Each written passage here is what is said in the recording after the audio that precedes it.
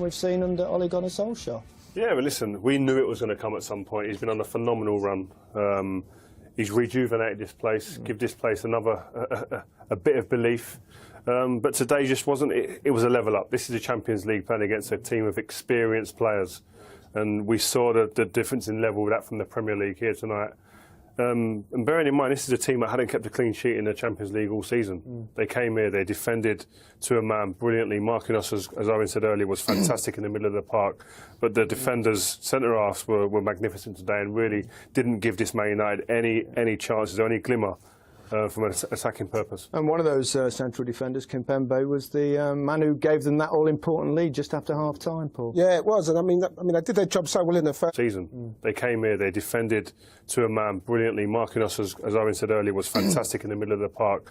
But the defenders, centre-halves, were magnificent today and really didn't give this Man United any chances or any glimmer from an attacking purpose. And one of those central defenders, Kimpembe, was the man who gave them that all-important lead just after half-time, Paul. Yeah, it was. And I mean, they did their job so well in the first half to stay in the game, and it's just a normal corner from the right-hand side. I'm not sure what Matic does. I think he thinks Bailly's going to head it and just leaves the player on his own. You can see it here. He's not pushing and shoving. It's a great ball into the box. Can David De Gea come and get it? Maybe not.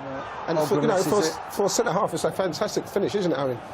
It's a good finish, and I think, look, Di Maria got loads of stick in the game, whips in a terrific ball in between. De Gea can't come, Matic thinks De Gea's going to get it. It's just a terrific ball in. And that's poor defending, isn't it? A free header from Look, you have to man mark, you have to be tight, you have to win the ball, you have to win your battles. It's poor for Matic, really.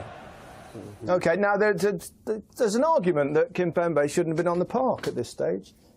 Had a yellow card and then should have had another one? Yeah, there's probably one from Ashley Young as well, but it was weird because the referee early on in the game gave yellow cards really quickly. Yeah. And there was a couple more. That one, that's a booking straight away. Yeah. So there's no issue with that one. The referee Great was turn from poor, Rashford. Poor referee. He was inconsistent, wasn't he? Yeah, he made it hard for himself. That one. He didn't even give a free kick for that. Bizarre.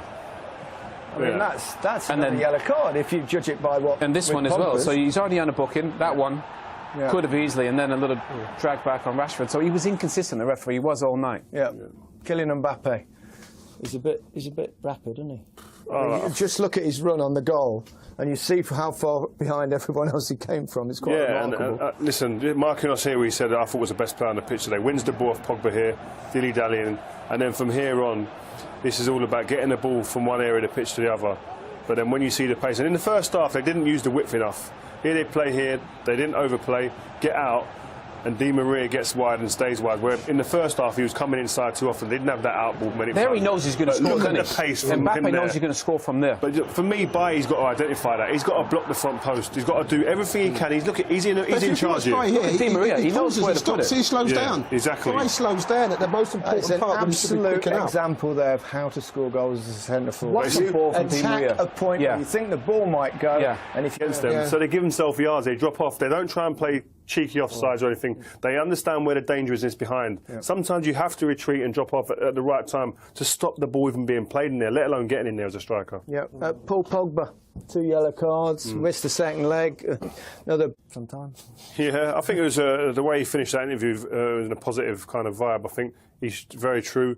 They've got to think about going forward. They've got to be positive in that step, and they've got to think about finishing in the top 4.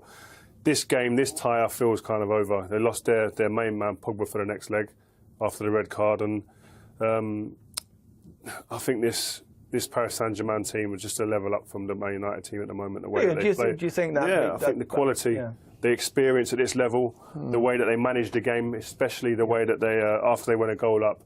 I just think the Man United's injuries, the 2 wide men, the pace with Lingard and Martial taken out of the team. Having said that, they weren't doing that much in the first half, although there was an occasional threat. I still think defensively, they were the intensity, they were pushing and pressing players a lot better than the players that came on. OK, I think we can hear from the Manchester United caretaker manager. Here is Ole Gunnar Solskjaer. A defeat. You can see step up the pace they give us to improve. It'd be interesting to see how they respond. It's important, and especially for a Man United team, it's about that back-to-back ability, and it was a tough ride for them today. They really got schooled today on how to play football. But just listen to his interview there. He's still positive. You know, he still thinks he's got a chance going back to PSG. Mountains are there to be climbed. I love that one. I'll try that one. But listen, as I said, they still believe they can go and get a result. People think they won't, but I still think they've got a chance.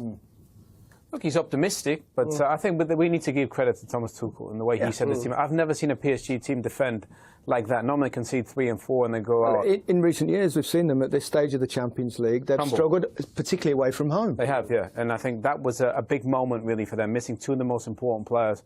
Coming here, they had 3 youngsters on the bench from the academy.